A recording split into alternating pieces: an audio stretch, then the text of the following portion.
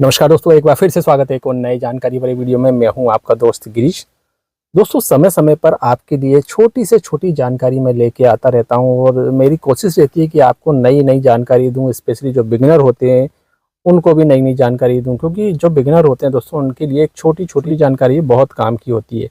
तो आज का जो वीडियो होने वाला है दोस्तों, इसमें हम बात करेंगे हैंड ब्रेक के बारे में।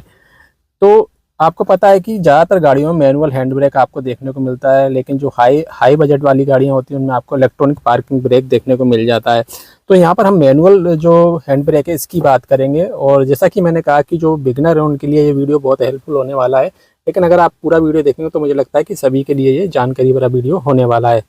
सबसे पहले मैं आपको बता दूं कि जो हैंड ब्रेक सिस्टम होता है दोस्तों, वो रियर व्हील को ही एंगेज करता है। और मैनुअल हैंड ब्रेक में दोस्तों कोई भी इलेक्ट्रॉनिक सिस्टम नहीं होता है, यानी कि बैटरी से पावर लेके कोई मोटर के माध्यम से या फिर किसी तरीके से ये काम नहीं करता। आपको हाथ से इसको तानना होगा जिससे रियर व्हील एंगेज होंगे। अब यहाँ पर आपकी गाड़ी चाहे फ्रंट व्हील ड्राइव हो, रियर व्हील ड्राइव हो, 4x4 हो, लेकिन जब आप हैंड ब्रेक का यूज करते हैं तो रियर के व्हील ही एंगेज होते हैं, यानी रियर के व्हील ही जाम होते हैं, आगे के व्हील जाम नहीं होते हैं। चाहे जैसा कि मैंने कहा आपकी गाड़ी 4 व्हील ड्राइव हो, फ्रंट व्हील, रियर व्हील कैसी भी हो, ठीक है।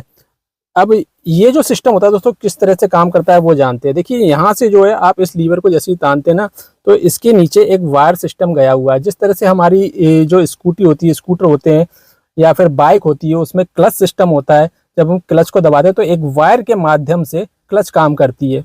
इसी तरह से स्कूटी या फिर स्कूटर में आपने देखा होगा कि ब्रेक दबाते हैं जब हाथ से, तो एक वायर के माध्यम से ब्रेक काम करते हैं। ब्रेक का जो लीवर होता है व्हील में वो तनता है। ठीक इसी तरीके से इसके अंदर वायर दिए होते हैं, यानी कि एक वायर होता है और पीछे जाके दोनों व्हील के लिए वो एक एक वायर पहुंच जाता है। एक इस तरफ चले जाता है, एक इस तरफ चले जाता है, ठीक है। और जैसे ही आप इसको तानते हैं तो दोनों वायर तनते हैं और जो ब्रेक शू होते हैं वो ब्रेक ड्रम को पकड़ लेते हैं, जकड़ लेते हैं, जिससे व्हील जाम हो जाते हैं। तो इसका मैकेनिज्म बहुत ही सिंपल है और समय समय पर आपको इसको एडजस्ट भी कराना होता है, ठीक है। अब बात करते हैं कि इसको एडजस्ट कब कराना होता है। तो देखिए दोस्तों, इसको जानने का एक बहुत ही सिंपल जो है तरीका है। जैसे कि अगर मैं हैंड ब्रेक को डाउन कर दूं, तो अगर मैं इसको तानूंगा ना तो 3 बार आवाज़ आनी चाहिए। देखिए 1 2 3। अब इससे ऊपर मैं अगर तानूंगा ना, तन तो जाएगा लेकिन बहुत ज़्यादा जोर लगाना पड़ेगा। देखिए बहुत ज़्यादा जोर लगाना पड़ता, 5 तक तन गया। तो अगर नॉर्मल तानने पर 3 तक अगर आवाज़ आ रही है, 3 कट कट कट इस तरह की आवाज़ आ रही है, तो आपका जो हैंड ब्रेक है बिल्कुल परफेक्ट है। और हैंड ब्रेक बहुत ज़्यादा ऊपर नहीं जा रहा तो बिल्कुल परफेक्ट है। अगर नॉर्मल ताकत लगाने पर ये 5-6 बार आवाज़ कर रहा है तो इसको एडजस्ट कराना होगा, ठीक है। अब बात करते हैं हैंड ब्रेक को आपको लगाना है तब किन चीज़ों का ध्यान रखना है। देखिए, जब आप पार्किंग में अपनी गाड़ी को पार्क करते हो तो हैंड ब्रेक का यूज आपको हमेशा करना है। मान लीजिए आप कहीं मार्केट गए हैं और आपने अपनी गाड़ी का जो हैंड ब्रेक है ये लगा दिया, ठीक है। और मान लीजिए आपने नो पार्किंग में गाड़ी को खड़ा कर दिया और क्रेन आई आपकी गाड़ी को उठा के ले जाएगी। तो कुछ गाड़ियों में तो ऐसा सिस्टम होता है हैंड ब्रेक के साथ में कि जैसे ही गाड़ी को उठाएगी क्रेन और जैसे ही वो खींच के ले जाना स्टार्ट करेगी, वैसे ही हैंड ब्रेक अपने आप लूज हो जाएगा। लेकिन कुछ गाड़ियों में ऐसा नहीं होता। तो उस दौरान होता ये कि आपके जो ब्रेक शू होते हैं दोस्तों वो ख़त्म हो जाते हैं, घिस जाते हैं, क्योंकि ज़बरदस्ती क्रेन खींच रही है आपकी गाड़ी को, तो रियर के जो ब्रेक शू हैं वो जाम हो जाते हैं। अब इस सिचुएशन में दोस्तों देखा गया है कि जो रियर व्हील ड्राइव वाली गाड़ी होती हैं दोस्तों उनमें भी नुकसान होता है, स्पेशली जब वो गियर में गाड़ी को पार्क करते हैं तब।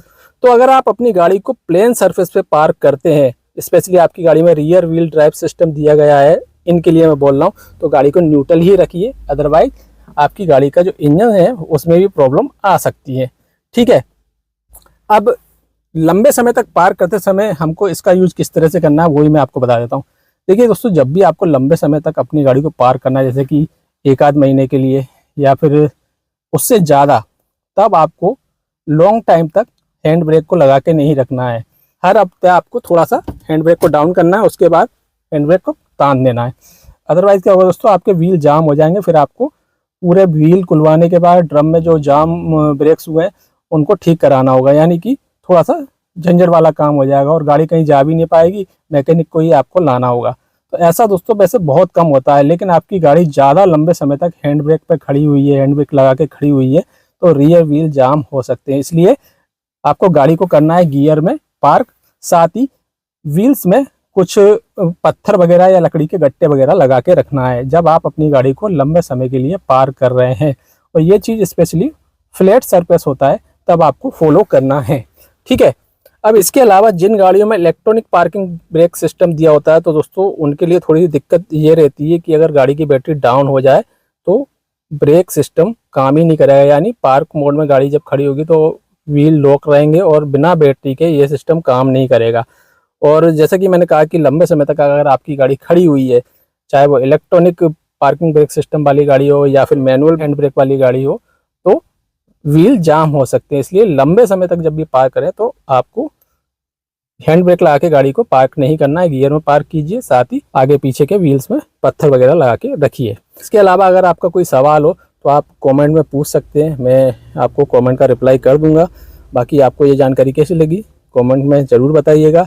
अगर आपको वीडियो पसंद आया तो वीडियो को लाइक ज़रूर कीजिए। चैनल को सब्सक्राइब नहीं किया तो इसी तरह की इन्फॉर्मेटिव जानकारी के लिए चैनल को सब्सक्राइब जरूर कीजिए।